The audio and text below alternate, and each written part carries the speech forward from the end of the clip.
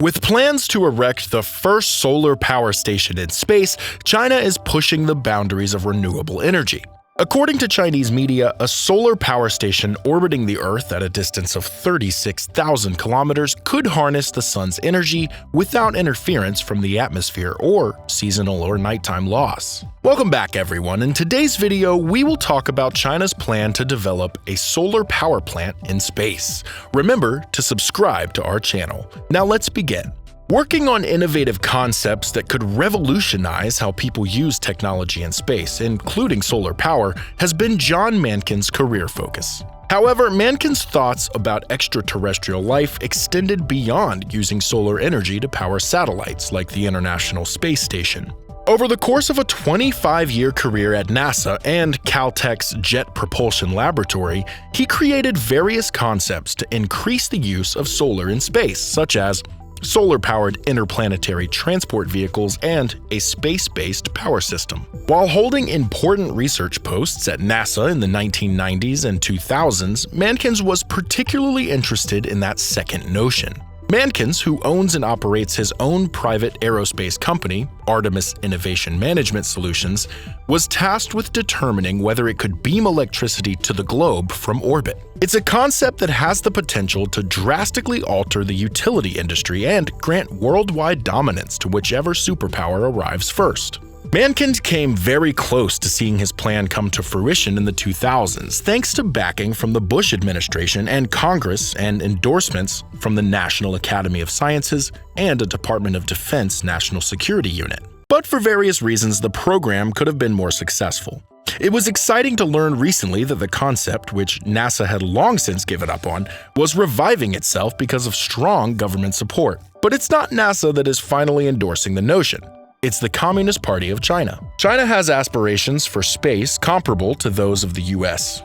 Its initial two main goals were human spaceflight, which was achieved in 2003, and a permanent Chinese space station, which is now closer to becoming a reality. In early March, it announced that a human crewed space station comparable to the International Space Station is now on schedule for 2022, which is earlier than expected. Space-based solar power projects are a neglected, frequently criticized proposal as the two geopolitical rivals focus more and more on a technical and military race beyond the Earth's atmosphere. However, the idea is likely to gain new traction in light of China's recent declaration that it intends to complete the high-voltage power transmission and wireless energy testing necessary for a space-based solar power system within the next 10 years. The space race's plans could impact a new military outpost in space that is becoming important to the world's superpowers. In February, the Trump administration formally announced its plans to establish the Space Force, a new branch of the U.S. military.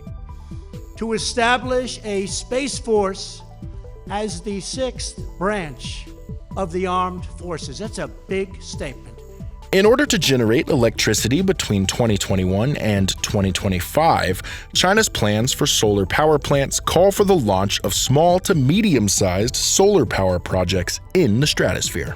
It was followed by the construction of a commercial-scale solar power plant in space by 2050. And the establishment of a space-based solar power station in 2030 that is capable of producing at least a megawatt of electricity. To meet the world's energy needs, a space-based solar power station would harvest solar energy that never reaches it and utilize laser beams to return it to the globe. An important benefit of space-based solar power, according to a recent project announcement from China, is its capacity to deliver electricity continuously and with higher intensity than terrestrial solar farms. The fact that the sun doesn't shine and the wind doesn't always blow is one of the problems with renewable energy projects like solar and wind power plants. This limits the periods during which these projects may be a source of electricity supply. Science fiction writer Isaac Asimov popularized the idea of harnessing solar energy in space in 1941. With a short tale that depicted space stations that could send microwaves from the sun to other planets. Peter Glaser drafted the first official proposal for a solar-powered space system in 1968. Asimov's dream became more and more like reality. Glazer successfully obtained a contract with NASA to support research after conducting solar power transportation experiments in the 1970s. But as federal governments changed, the project faltered, and it was in 1999 that NASA's Program for Exploratory Research and Technologies in Solar Power decided to return to the problem. According to a NASA spokesperson, the agency is not currently considering using solar energy generated in orbit on Earth. In order to enable prolonged human explorations of the Moon and Mars, it looks into a number of cutting-edge power and energy technologies. One of these is the Kilopower project, a small, light nuclear fission system that might be used to power future outposts on the Moon in order to support rovers, astronauts, and surface operations. This project is anticipated to switch from ground-based testing to an in-space demonstration flight the following year. Historically, the idea of space-based solar was impractical due to the cost of rocket launches and the weight needed for a project of this size. That opinion is still held by some scientists today. Even now, American scientists are still experimenting with the concept. As part of a $17.5 million research deal with Northrop Grumman, a California Institute of Technology team claims to have developed a prototype that can gather and transmit solar energy from space using lightweight tiles. Because the cost of rocket launches depends on the weight of the cargo, weight has always been a significant problem to be solved. Because thin film solar panels are lightweight, launch costs are lower. However, that might not be a deal breaker when launch prices decline. The thin film is also structurally advantageous in space because the absence of gravity makes its lighter weight irrelevant. Other countries are looking into the idea. Scientists are developing new ideas for solar-powered spacecraft in India and Europe. Japanese aerospace exploration agency JAXA has been investigating ways to overcome technological obstacles like robotic assembly technology and microwave wireless power transmission technology. The U.S. military's investigation into space-based solar power, funded with $178 million during the current fiscal year, is likely the most significant U.S. initiative. For example, in Afghanistan, where obtaining fuel to a base requires driving a truck loaded with flammable gasoline through the difficult area, space-based solar might be a game-changer in terms of the military's ability to supply power to installations in remote locations. As soldiers carry such large battery packs today to power their numerous electronic equipment,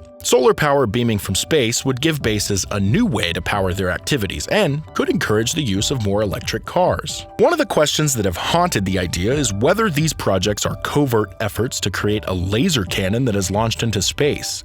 These worries, according to Mankins, are based on actual physics, but the reality of military hardware does not validate them under constant governmental scrutiny. High-frequency lasers may be concentrated to be used as weapons, but any equipment built for that purpose would be clear in its design, making it simple to observe from the ground. Well, that's all for this video. We will be back soon with another informative video. Remember to like and share. Until next time, we'll see you in the next video.